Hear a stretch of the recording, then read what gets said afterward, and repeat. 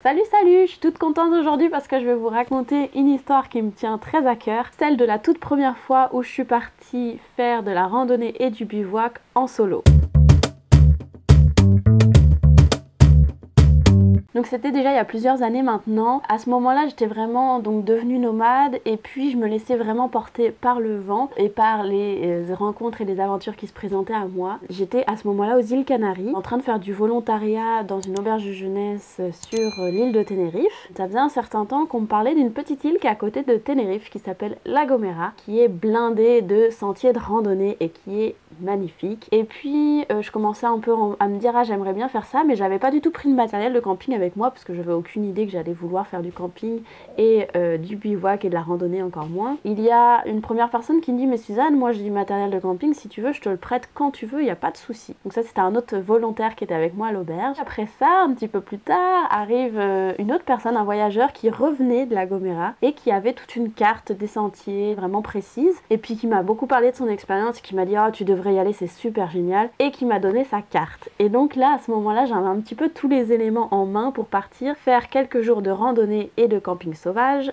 sur la petite île de La Gomera. Et puis comme en plus après mon volontariat et avant que je doive repartir des îles Canaries, je m'étais laissé 2 semaines pour pouvoir un petit peu visiter, voyager, faire ce que je voulais. Je me suis dit allez vas-y Suzanne, c'est parti, on va aller faire du bivouac en solo, c'est la première fois, c'est pas grave. Donc je me suis réservé un billet de bateau et je suis partie 4 jours à La Gomera toute seule avec les affaires de camping dans mon sac à dos pour une randonnée en solitaire et en camping sauvage. D'ailleurs je dis camping sauvage parce que ça parle un petit peu plus aux gens que bivouac, mais en réalité c'est du bivouac parce que camping sauvage c'est un petit peu connoté. Aujourd'hui je trouve que ça veut surtout dire des gens qui font n'importe quoi dans la nature, mais c'est pas grave.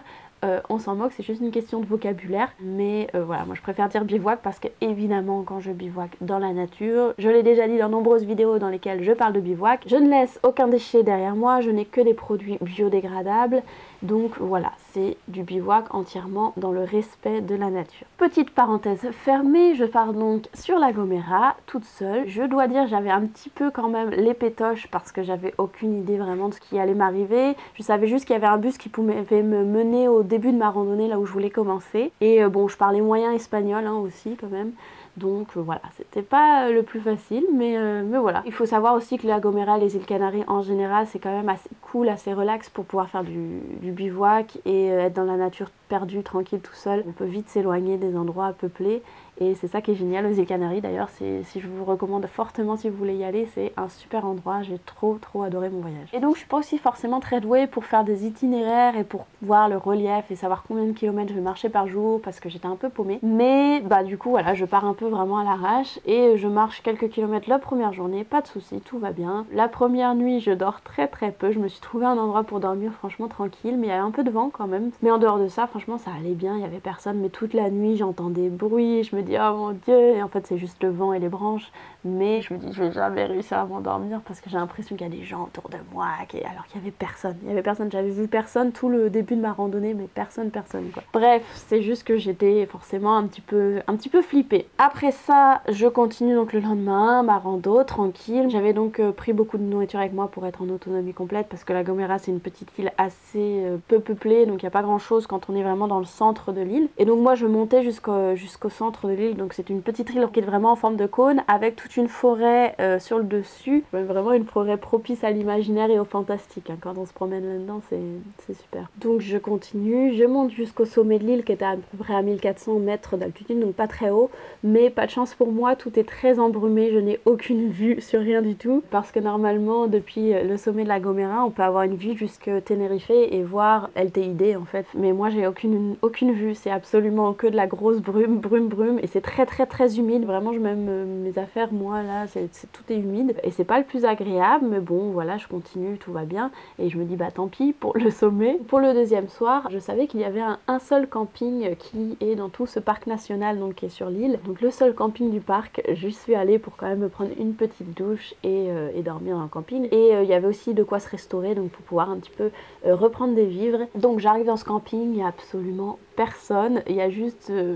un Anglais qui fait du vélo sur La Gomera et c'est tout. Vraiment c'est au milieu de la nature, c'est vraiment super chouette. Les douches sont en extérieur. On a vu sur les montagnes pendant qu'on prend la douche, c'est vraiment trop cool. Et donc voilà, la petite nuit, je dors beaucoup mieux évidemment parce que je suis dans le camping, donc je me sens plus sécurisée alors que le camping n'est pas beaucoup plus fermé que quand je dors dehors dans la nature, c'est exactement la même chose, mais bon. Et puis troisième jour arrive, j'apprends, donc il y a des gens du camping qui me disent qu'il y a un tunnel qui relie 2 points sur ma route et qui me permettent de passer en souterrain, sauf qu'on ne sait pas combien il y a d'eau selon la période de l'année et ils me disent ils savent pas trop me dire s'il y a beaucoup ou pas d'eau, donc si je vais être complètement trempée ou pas si je passe par ce tunnel. Mais c'est vrai que ça m'évite des kilomètres et puis ça me donne une petite aventure en plus de passer à travers des conduits. Donc qu'est-ce que je fais? Je vais dans ce fameux tunnel, je vois que quand j'arrive, donc il y a seulement ça d'eau à l'entrée, mais on ne peut pas savoir combien il y a d'eau à la sortie, donc c'est un peu aléatoire. Je commence à mettre les pieds dans l'eau, évidemment j'avais enlevé mes chaussures parce que je pouvais pas mouiller mes chaussures, j'avais pas d'autres chaussures que ma paire de chaussures de randonnée, donc j'y vais pieds nus, sauf que l'eau est hyper froide, mais genre glaciale, elle te taillade les pieds. Mais bon, je me dis, en même temps c'est l'aventure, si t'y vas pas c'est un peu décevant d'avoir mouillé tes pieds pour rien, donc j'y vais quand même, je me force psychologiquement, je compte, je souffle, je fou, puis j'y vais, puis je crie dans le tunnel, et bref, j'avance, l'eau commence à monter doucement mais sûrement, je remonte mon pantalon au fur et à mesure, ça monte, je vois la sortie du tunnel au bout et j'en ai à peu près mi-cuisse de l'eau, donc je me dis bah au pire ça monte jusqu'en haut de mon pantalon, mais au moins mon sac à dos n'est pas mouillé, parce que c'est surtout de ça que j'avais peur, c'est que mes affaires soient mouillées et que là dans ce cas là j'aurais été vraiment embêtée. Donc je sors de ce fameux tunnel, tout va bien, je reprends mon chemin, il fait beau, il fait chaud, j'en ai marre des fois, je marche sur de la route, je me demande beaucoup ce que je fous ici toute seule à m'infliger de la marche à pied avec, bon mon sac était relativement lourd aussi, je continue quand même d'avancer et puis il est bientôt l'heure de se trouver un endroit où poser sa tente pour la nuit et je décide de monter en haut d'un endroit qui s'appelle la Fortaleza et qui est donc une forteresse je sais pas quel type de roche c'était, donc une forteresse de rochers on va dire, et je monte donc là-haut en me disant oh, bah ce serait chouette d'aller se poser là-haut, et puis c'est déjà l'heure où le soleil est en train de se coucher et je monte, c'est complexe, faut un petit peu escalader à moitié, passer entre des rochers, c'est un peu chaud quand même. J'ai une très très jolie vue de là-haut, sauf que je me rends compte que c'est entièrement un plateau rocheux, absolument pas à l'abri du vent. Donc si je dors là, je vais me prendre du vent toute la nuit, ça va être horrible, je vais encore moins dormir qu'avant. Le sol est très très très rocailleux, j'avais absolument pas de matelas à part un mini matelas mousse, donc je me serais fait mal au dos toute la nuit. Et puis, cerise sur le gâteau, j'aperçois des chèvres sauvages. Et moi j'ai un très mauvais souvenir de chèvres sauvages qui me bouffent de ma nourriture. Sur une plage une fois en Grèce. Alors si tu veux, jamais je veux réitérer cette expérience, encore moins quand je suis en randonnée en autonomie, de me dire qu'il y a des chèvres qui vont m'attaquer dans la nuit pour me bouffer ma bouffe. Je me dis non, c'est mort, j'y vais pas, je dors pas là, je redescends, le soleil est en train de se coucher, c'est pas grave, je vais trouver un spot. Du coup je me dépêche, je descends, et puis je continue mon chemin, tac tac tac, là je traverse un village, je me dis bah, c'est pas dans un village que je vais dormir, en plus il y a personne, franchement les petits villages à chaque fois ils sont inhabités là-bas, j'ai vraiment rencontré peu de gens. Je traverse le village et puis là je vois que déjà dans un kilomètre il y a un autre petit village, donc je me dis bah tant pis, je vais dormir un peu dans un espèce de ravin entre deux petits villages, tant pis. Je me pose, il fait déjà nuit, je suis très fatiguée, je crois que je mange même pas ce soir là, et à ce moment là je me dis bah tant pis, je dors à la belle étoile, j'ai pas envie de monter la tente ni rien. Clac, je m'endors. 1h du matin, je me fais réveiller par la pluie. Oui, joie. Je commence à prendre la toile de tente, je me la mets dessus, tant pis, j'ai pas envie de monter la tente, et là 2h du matin, il se met à pleuvoir encore plus. Je monte ma tente en galère, sous la pluie, il y avait du vent, la tente qui fait ça, elle est mal montée parce qu'en plus c'est un peu rocailleux là où je dormais et tout ça. Bref, c'est vraiment pas l'idéal du tout. J'arrive quand même à dormir un petit peu parce que j'étais crevée de ma journée. Je dors et le lendemain matin, il pleut toujours autant.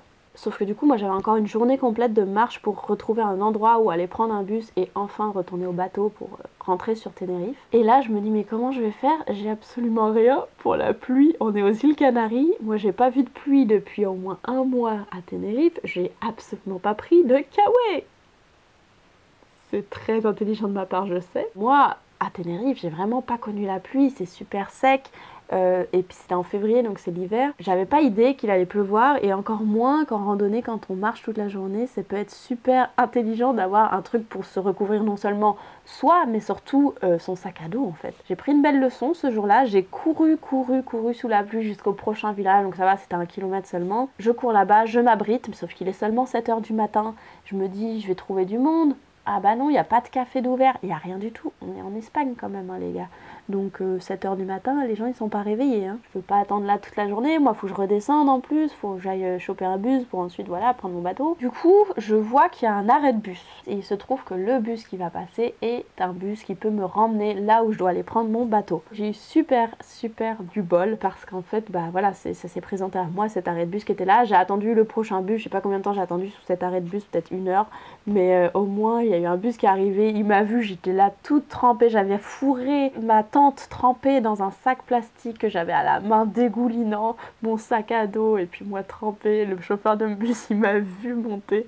Il a pas rigolé, mais je crois qu'il avait de la compassion, surtout dans le regard. Et donc j'ai abandonné la fin de ma randonnée parce que je ne pouvais pas atteindre mon but, vu la pluie qu'il faisait, et puis j'étais de toute façon vraiment trempée. C'est ma faute un petit peu, mais au moins ça m'a pris la belle leçon. Et donc je suis rentrée sur Tenerife, et voilà, et l'histoire s'arrête ici. Et en plus, le plus drôle, c'est qu'à Tenerife, il faisait super beau, j'ai fait sécher toutes mes affaires, aucun souci. Le temps change énormément, je pense, de La Gomera à Tenerife. Mais donc voilà, c'était ma première aventure toute seule en solo. J'ai eu aucun souci, évidemment, vraiment aucun souci. C'est beaucoup plus des peurs psychologiques qui venaient de moi plutôt que des peurs réelles qui existaient en fait sur le terrain, parce que j'aurais pu très bien dormir toutes mes nuits sans problème. Bon, après le coup de la pluie, c'est une question d'équipement que moi j'avais pas trop géré, mais sinon en dehors de ça, vraiment tout s'est très bien passé. C'était dur, mais après coup, j'en suis super fière, moi, de cette expérience, évidemment. Donc vraiment, si vous aussi, vous avez envie de partir une fois en solo, bon, choisissez un endroit que vous connaissez peut-être un peu plus que